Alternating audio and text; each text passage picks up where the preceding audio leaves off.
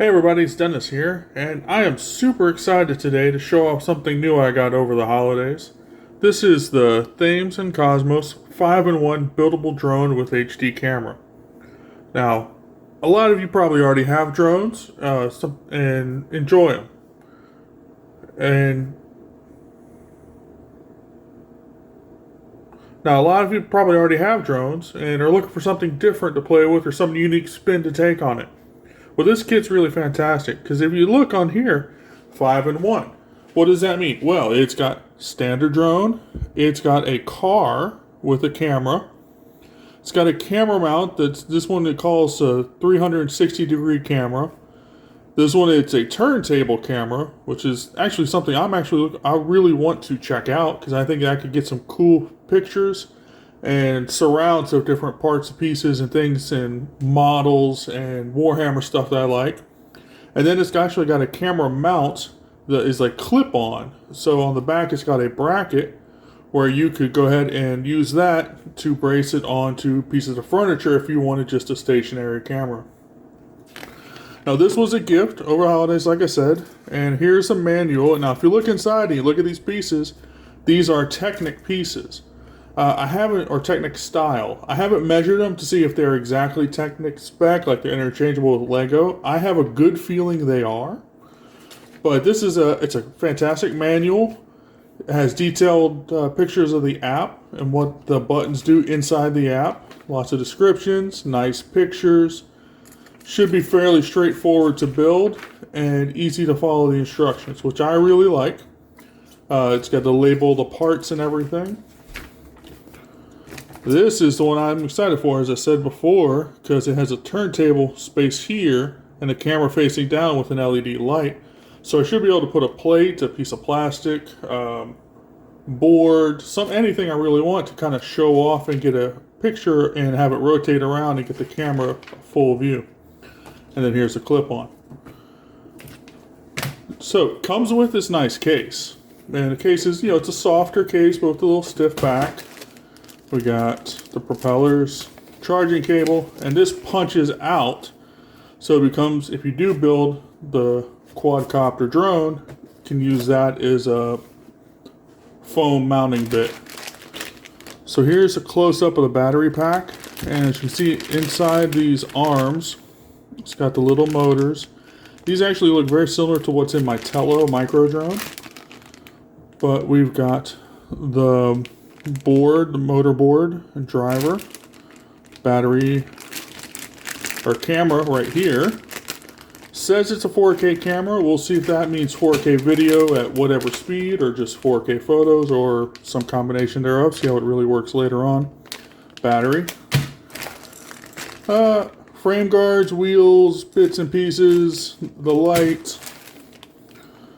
So this looks a little bit bigger than standard Technic to me, like you would see in a Lego kit. More propellers. If you look at the size of those holes. So this might be a proprietary size, or this might be just something I don't know, in all honesty. And this piece right here to help, pry and separate and everything else to build and unbuild.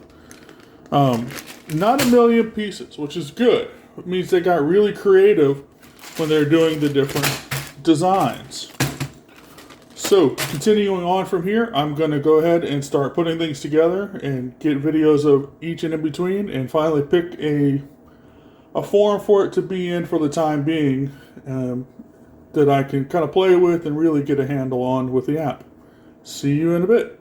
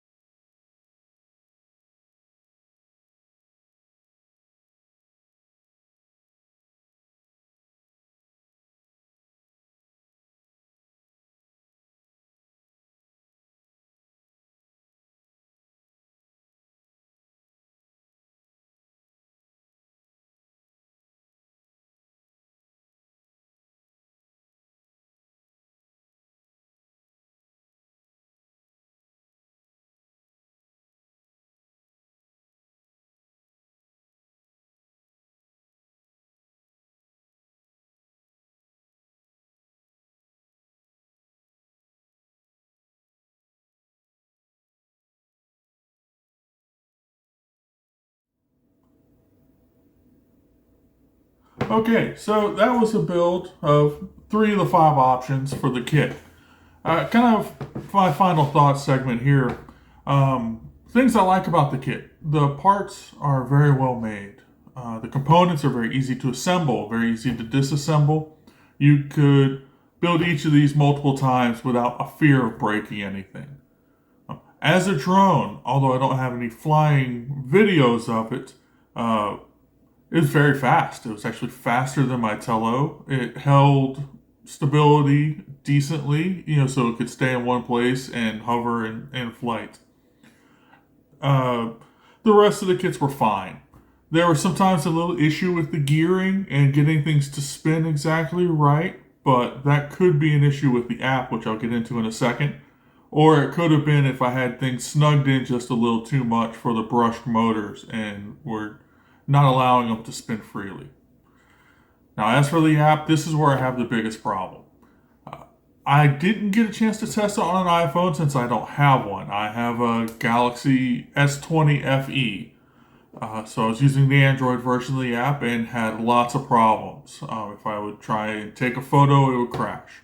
I tried to record video from the camera feed and it wouldn't record video. It looked like it would start to initialize recording and then not. And in general, the app just felt underdeveloped. Although I could connect to the Wi-Fi signal that it uses to control the drone very easily, there seemed to be a sluggishness or a lack of response when manipulating the phone controls. The other issue is that it uses only phone controls. More advanced kits I've seen will allow you to tether a Bluetooth controller or use a controller plugged into the phone and control the device that way. Would have been nice, would have been a fantastic extra feature, but having to use the actual touch screen of the phone can cause problems. Maybe it's just me, I'm just not the best at it. I personally don't like that. Plus, it also then locks away the phone where I'm not able to film with it. But all in all, very positive on this kit. I think it's a fantastic thing to play with and experiment. And if you like building and assembling, it's nice. If this was your learn to fly drone or your first one, there might be some issues. Just because I would prefer learning to use an actual controller. Especially my generation and the one's future, we're trained on dual shocks. We like having 2 thumbsticks. That's natural for us now. So only pressing against the flat of the phone, it's not ideal. But I'm very happy to have it, and I think I'm going to get a lot of use out of it. And that since it uses a building or a modular system, I can then now get creative with how I move the gears around, how I move the blocks around, how I move the pegs, and kind of come up with my own way. And while I had trouble recording with the camera so far, and in my few times practicing, the camera picture came through nicely and came through to the phone. I was able to pick up the drone and rotate it, and the camera moved in pretty close to real time, what I would consider acceptable lag over Wi-Fi for a drone. So I'm not going to race it FPV, but you wouldn't do that with this kit anyway. It was perfectly adequate for flying around the open space in my apartment. So all in all, positive reviews with a few caveats. If you run an Apple phone, this would be even better. If I'm giving it a 8 out of 10 for using an Android phone, easily 9 out of 10, because I'm sure, I'm fairly positive from the videos I've seen on an Apple device, the app issues would solve themselves. And really, that was my biggest problem. All right, well, thank you very much for watching. Appreciate you letting me ramble on at the end here. Please like and subscribe. It really just kind of helps me out, and I hope to see you again in a future video. Thank you very much.